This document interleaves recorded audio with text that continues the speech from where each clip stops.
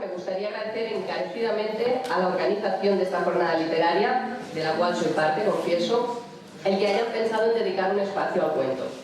El cuento es un género que está muy bien considerado en otros países, pero que en el nuestro es, no sé si decir, un poco menospreciado a nivel editorial.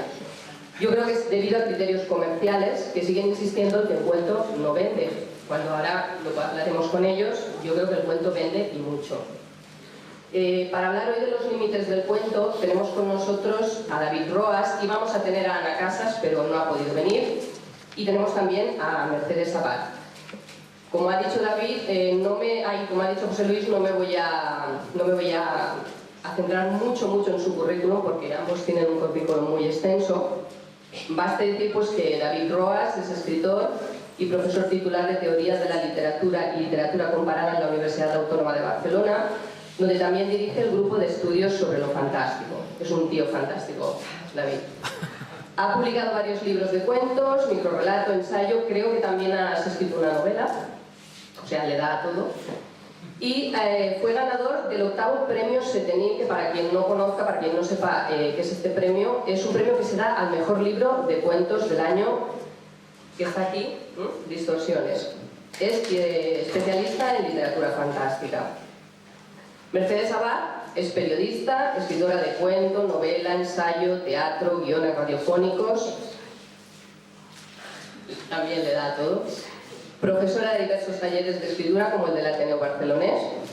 Se estrenó como escritora con Ligeros libertinajes sabáticos, un libro de cuentos con el que ganó el premio La Sonrisa Vertical. Y en 2004, con Amigos y Fantasmas, ganó el premio N.H. Vargas Llosa de relato también. Es colaborador habitual de diversos medios de comunicación.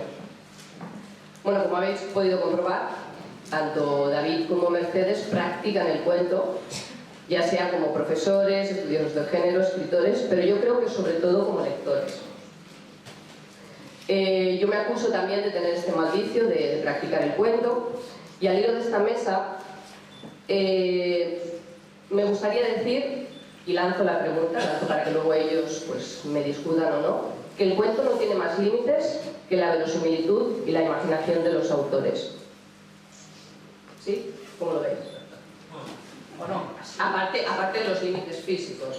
Ya podemos, ya estamos, iba a ser moderada. Estamos en el aire. Vamos a ver, yo retrocedo, luego contestaré esta pregunta. Vale. Me gusta mucho que me hagas esta pregunta, pero voy a retroceder un poco.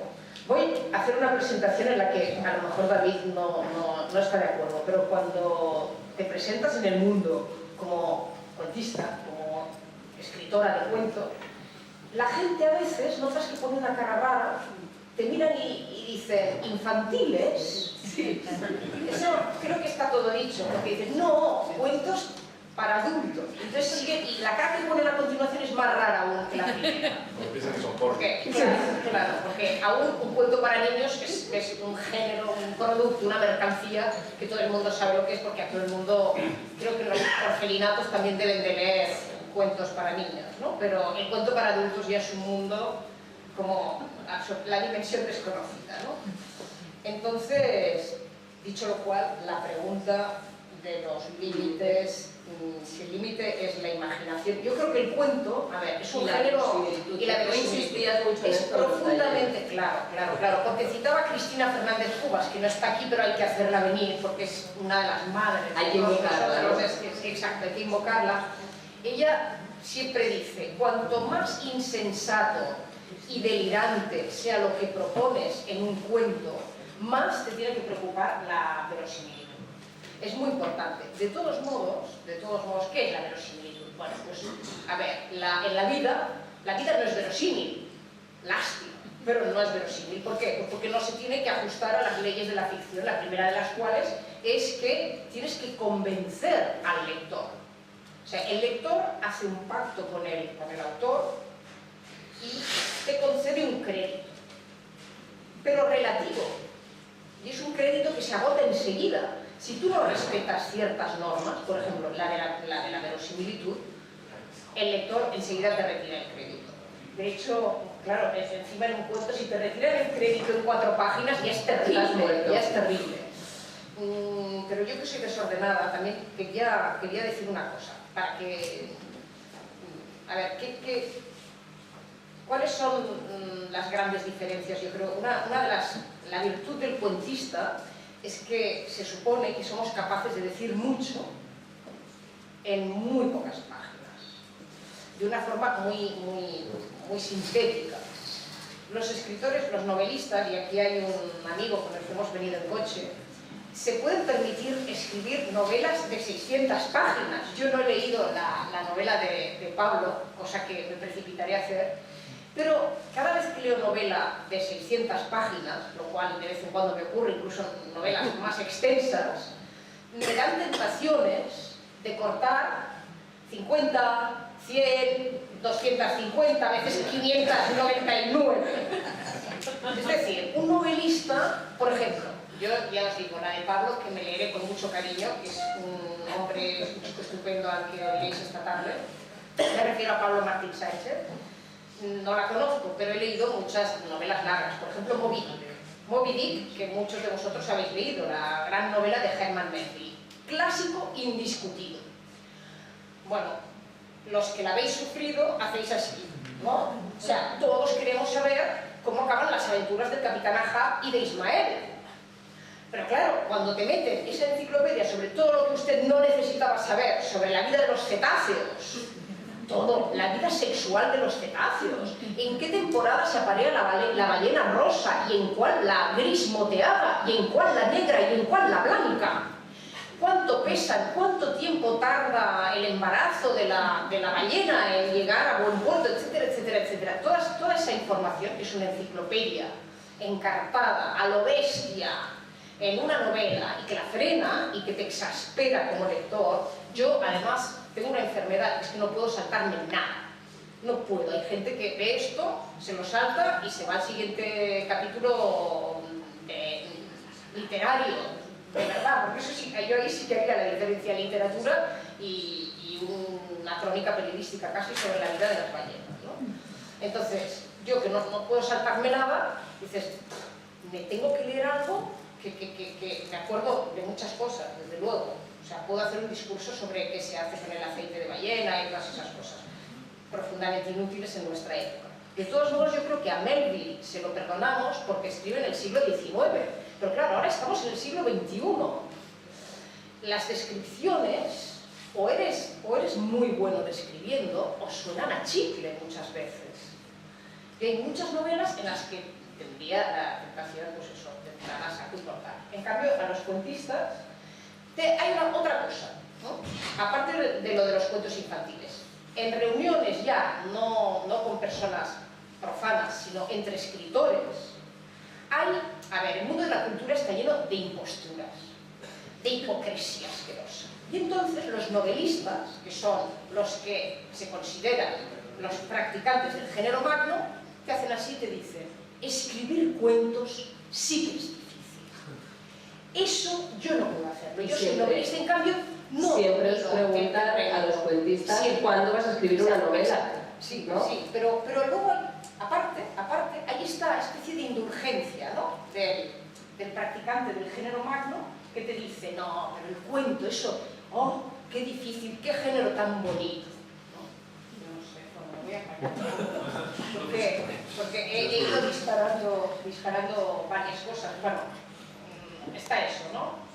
Una consideración menor. Luego encima los editores te dicen, vale, sí, te publico este libro de cuentos, pero ¿cuándo traerás una novela? Yo creo que mis novelas las he escrito pues porque tenía que escribir novela. Bueno, luego resulta que no es tan... A ver, esto es un poco una butea, ¿no? Porque no podría haber escrito un cuento con los temas que dieron lugar a las novelas, ¿no? Pero sí que hay realmente una presión editorial. Y es una estupidez porque, a ver, eso de que el cuento no se vende, antes estaban nuestros compañeros hablando de lo que se vende o no se vende un libro por casualidad, porque de pronto hay un milagroso proceso de boca a oreja y se pueden vender cosas, sí, de vez en cuando un libro que no ha sido promocionado, o milagro, se vende, pero en general no es así. Os voy a contar un ejemplo que no es de nadie que esté aquí, que es La pell freda de Albert Sánchez-Piñol, una novela espléndida. Bueno, esta novela espléndida tuvo una editora espléndida que se llama Isabel Martí. Isabel Martí, a mí, cuando escribía Crónicas en el País, ya me mandó el primer libro de Albert Sánchez-Piñol. Soy una de las pocas personas que leyó en su momento Payasos y Monstras y le hice una crónica para el País. Y volvió a mandarme La pell freda, que mandó a grupos de periodistas que ella sentía afines. Ella creía tanto en esa novela. La editorial La Campana no era una editorial en la época, claro, ahora ha ganado mucho dinero, ha tenido varios castañazos y ha ganado pelas, que se lo merece. Pero en aquella época no era muy conocida, pero era una activista muy inteligente. Y cuando creía en un libro, lo hacía llegar a las personas que ella sentía que podían fascinarse por ese libro y, lógicamente, difundir. Yo creo que ahora hay muy pocos editores así. El problema es que hay muy pocos editores que estén dispuestos, primero que sean lo bastante honestos como para hacer eso por pasión legítima y auténtica por la literatura y no para hacer pelas. Si lo que quieren es hacer pelas y mantener su puesto en grandes grupos multinacionales, porque además ahora cada vez hay menos, claro, las editoriales, Planeta va fagocitando, bueno, mi antigua editorial Tusquets ya es una más de las editoriales del Planeta. Entonces, claro, ahí hay personas que tienen que mantener un puesto de trabajo, punto, pelota. Ya, ¿dónde queda esa pasión por la literatura que puede hacer que un editor crea en ti? Esto se ha acabado. Cuando yo entré en el mundo de la literatura con 25 años, lo que decía Cristina Fallarás, 25 años, gané la sonrisa vertical, la editorial Tusquets practicaba una política de autor. ¿Qué es una política de autor? Es creer en alguien, creer que dar a conocer a un autor es un trabajo lento, que puede requerir varios libros, muchos años, y entonces te retenían en su catálogo aunque vendieras poco, pensando que algún día pues, serías un escritor respetado. Ya no esto es algo que ahora hacen editoriales pequeñas, como por ejemplo Páginas de Espuma, como por ejemplo... Claro, ahí entraríamos otra vez en de qué viven los escritores. O sea, claro, a ver, ya volvemos al dilema, que yo creo que el cuento es un género en ese sentido maravilloso, porque quizá un novelista se ve más obligado, si quiere vivir de su escritura, a hacer concesiones comerciales, y los cuentistas, como ya somos los hermanos pobres, como ya estamos en un género pobre, desde luego ningún cuentista hace concesiones comerciales. Es decir, que los libros de cuento que se publican son todos, bueno, a ver, hay de todo, también hay modelos, a ver, tampoco vayamos de estupendos, ¿no? Pero son bastante buenos.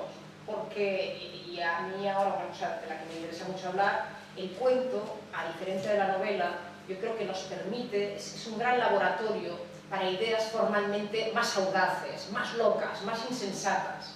¿Por qué? Pues porque en el cuento podemos probar recursos que en poquitas páginas se nos mantienen muy bien, mientras que toda una novela de 350 páginas así, con ese recurso formal, sería muy complicada de leer para el lector, ¿no? Nos instalaríamos en ese terreno de la novela experimental, que en el fondo siempre una novela, cuando dicen es experimental, es que has fracasado, en cierto modo, ¿no? Y ahora sí me callo porque hemos abierto ya unos cuantos frentes. Abierto y ya los has puesto todos, ya para mí, casi preferiría no hacerlo, utilizando Melville. Yo también estoy muy resfriado, por lo cual, además de intentar que mi sinapsis cerebral logre conectar neuronas entre la mucosidad, como cortamos con la palabra, voy a intentar hilar un poco de discurso. Yo hay dos ideas muy importantes que planteaba Mercedes. Una por un lado, y esta la dejo para el después, es la idea del cuento como, no sé, un día en no sé qué entrevista se me ocurrió llamarle arma de experimentación masiva. Yo creo que el cuento es el que está permitiendo, desde siempre, no quiero decir que la novela no sea arriesgada, pero sí improvisar, inventar, crear, experimentar de forma mucho más radical a veces que la novela, por cuestiones comerciales. No quiero decir que los novelistas sean menos arriesgados, sino que intentar publicar una novela y experimentar supone eso, o que fracases, o que no te la cojan, o que digan es ilegible, o que no te la publican por lo que sea. Pero sí que quiero empezar por los milagros, porque que yo que no creo en Dios, que yo creo en Borges, jajaja, sí me va muy bien esa frase. Sí que hay milagros en la literatura, y voy a hablar de lo que estamos hablando nosotros, que es el cuento. El cuento no vende, es cierto. Intentar someter el cuento a la disciplina del hacer de la novela sería absurdo, pero hay cosas. Y nuestro buen amigo Iwasaki, Fernando Iwasaki, es uno de los grandes del cuento, de la novela y de esa cosa que ahora llamamos microrelatos, que es un cuentito pequeño y poco más, pero mucho más. Es decir, yo lo escribo y me parece un género, una forma narrativa estupenda. Pues era vendido de ajuar funerario de un libro de microrelatos, que debe tener unos 120 o así, la friolera de unos 60.000 ejemplares. O sea, un libro de microrelatos que venda ya 3.000, ya me parece que hay algún enfermo detrás de ese libro para lograr vender 3.000, pero 60.000 ejemplares. O sea, Juan Casamayor, el editor de Páginas de Espuma, que es donde ha aparecido ese libro, evidentemente no se ha construido un chalet en la playa porque no puede, pero está bailando, pensando que un libro de microrelatos pueda vender. ¿Qué novela vende de un tiraje normal? 60.000 ejemplares. Me parece alucinante, puede ocurrir. Pero sí que es cierto que cuando nosotros nos movemos en el ámbito, ¿no?, de hablar con amigos escritores que son novelistas o intentar mover un libro en las editoriales, ya no digo ahora, pero sobre todo ahora que estamos en los tiempos oscuros, y intentar presentar un libro de cuentos, nos vamos a encontrar siempre con eso. Es decir, no tienes una novela por ahí y después ya... ¿Qué es lo que hace 30 años? Porque cuando Cristina Fernández Fuga, por ejemplo, ¿no?, en mil múltiples encuentros por ahí, pues habla de cuando empieza con su primer libro de cuentos, era eso, ¿no? Es decir, ella lleva mi hermana Elba y pues... ¿Y no tendrías tú por ahí un cajón, un libro, una novelita? Y después ya hablaremos del libro de cuentos. O aquello horrible que se decía antes de... Bueno, sí, el cuento está muy bien, pero es para aprender a escribir. Y cuando ya has hecho cuentos y has aprendido, haces una novela. O sea que somos de segunda división, ¿no?, los cuentistas. Pero sí que es verdad que, pese a todo, no podemos estar... antes, yo creo que toda la mesa, que ha estado estupenda, de lo que hablar de las novelas. En ningún momento todos los baremos que se han manejado antes se pueden aplicar al libro de cuentos, porque está condenado a fracasar desde el primer momento. Si tú llevas un libro y supones que vas a vender 500 ejemplares o 1000 ejemplares ya siendo aquello felices y emborrachándote cada día pensando que vendes 1000 ejemplares de un libro de cuentos, ¿qué decir de Ruiz Zafón, que vende 1 millón de ejemplares de una novela? Es decir, es que nosotros no somos ni segunda división, somos quinta regional. Por eso yo creo que desde donde hay que evaluar el funcionamiento del cuento ya no es desde un mareo económico, que hay que hacerlo, porque si no, las editoriales perdieran siempre dinero, pero yo creo que hay que juzgarlo también ahí. Es decir, los cuentistas estamos sometidos a una disciplina diferente, pero se pueden publicar libros de cuentos por otro aspecto que ha señalado Mercedes. Es que hay editoriales, y eso todavía yo no me cansaré nunca de destacarlo, especializadas en cuento. Hace 15 años no existían, eso era impensable. Y pese a todo ha habido varias editoriales, Páginas de Espuma, Menos Cuarto, otras editoriales, Traspiés en Granada, etcétera, que están solo publicando libros de cuentos. Después han sacado colecciones aparte de novela, pero empezaron solo publicando cuentos. Con lo cual hay una preocupación que antes no existía y que yo creo que vivimos en un muy buen momento para el cuento. Vivir del cuento no se puede. Vivir de la novela sí, pero vivir del cuento... Borges lo hizo porque solo publicaba cuentos, pero solo hay un Borges en el mundo. Pero pensad una cosa, es insoportable Borges escribiendo una novela. Un coñazo de 200 páginas de Borges, pero con 10 páginas era perfecto. Pero creo que también hay que ver un poco. Y después vuelvo a lo que antes planteaba, y es la idea de la experimentación. Yo creo que lo que tiene grande el cuento, y yo soy muy lector de novelas, y ahora acabo de escribir una novela, no porque me lo pidieran, sino porque tenía un cuento gordo que no había manera de que fuera cuento y yo me di cuenta de que era una novela, o sea que no, en realidad yo que era tonto y no veía que el material daba. Sí que es la capacidad que tiene el cuento de estar constantemente reinventándose y buscando formas alternativas y diversas para, en esas pocas páginas o incluso las pocas líneas de un microrelato, contar historias, que en el fondo también lo que se ha dicho, ¿no? Y yo creo que a veces olvidamos que la literatura y lo que es la literatura narrativa cuenta historias. Podemos contarla de las formas más complejas del mundo, pero está ahí. Yo creo que el cuento, sin desprestigiar la novela, porque la novela sigue siendo un género maravilloso, creo que el cuento nos permite arriesgarnos mucho más. Porque es verdad, en 10 páginas, si fallas en la quinta, pues no dejas de escribirlo, pero claro, si llevas 300 o como Pablo 600 y fallas en la 258, que no es el caso de Pablo, jodido, perdón, mal lo tienes, porque si dices, ¿qué hago con 258 páginas que he escrito? Un cuento, yo muchos los he roto porque dices, pues no, es verdad. No hay manera de seguir este cuento, porque me he equivocado en la perspectiva, la estructura, la forma. Y a veces es verdad que el cuento te permite, a riesgo y sin estrella o con estrella. Una novela sin estrellas, la siguiente no te la publica. Eso, o te la autopublicas tú, vía digital. Pero además hay una cosa interesante que estás diciendo, que es el tiempo que consume de tu vida. Cuando llevas una novela de... Yo nunca he escrito más allá de las 250. Oye, hablaremos, Pablo. Pero cuando llevas 150 páginas y de pronto llevas un año y pico para escribir 150 páginas, porque, hombre, cuesta, y de pronto no sabes cómo resolver algo, y dices, ostras, y a lo mejor yo una vez estuve un mes y medio para resolver un tránsito, un paso de un capítulo a otro, y entonces, claro, es la angustia de tirar ese año y medio de tu vida, mientras que es cierto que en un cuento puedes arriesgar más, porque tiras a lo mejor un mes.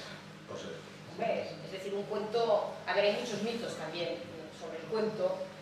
Cortázar decía aquello famoso que un cuento se escribe de tirón como en trance. No siempre. Hay cuentos que se escriben de tirón como en trance, pero hay capítulos de novela que también se escriben de tirón como en trance. Y sin embargo hay cuentos que estás persiguiendo, peleándote. También está el mito, que curiosamente creo que lo puse en circulación yo.